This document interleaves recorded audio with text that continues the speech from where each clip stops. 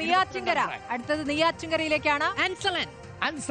K Ansalan CPIM MLA 71.8. Rank എത്രയാണ്? 64 rank. എത്ര മികച്ച MLA മാരെയാണല്ലേ ഇപ്പോൾ കാണുന്നത്. K Ansalan Neyyattinkara 64 rank, 71.8. നല്ല പ്രകടനമാണ്. മോശമല്ലാത്ത പ്രകടനം. 14,262 വോട്ടിന്റെ ഭൂരിപക്ഷത്തിൽ ജയിച്ച കെ ആൻസലൻ നെയ്യാറ്റിൻകര മണ്ഡലത്തോട് നീതി പുലർത്തി.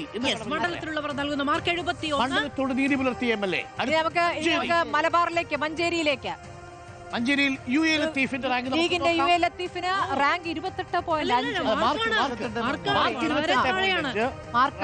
റാങ്ക് 115 റാങ്കേ ഉള്ളൂ. UA ലത്തീഫിന് കുറച്ചുകൂടിയൊക്കെ മെച്ചപ്പെടുത്താമായിരുന്നു.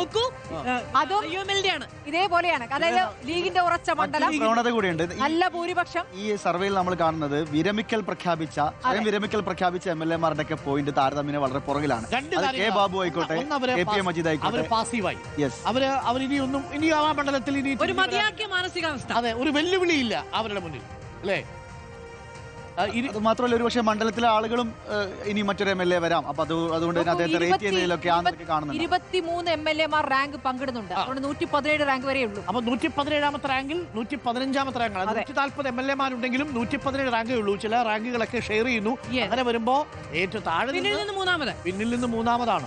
ലത്തീഫിന്റെ പ്രകടനം വളരെ വളരെ മോശം എന്ന് വേണമെങ്കിൽ വിധിയെഴുത്തിലൂടെ നമുക്ക് വായിച്ചെടുക്കാം എന്നുള്ളതാണ്. നമുക്ക് രണ്ടാം ഘട്ടം ഒന്ന് ആകെ നോക്കിയാൽ,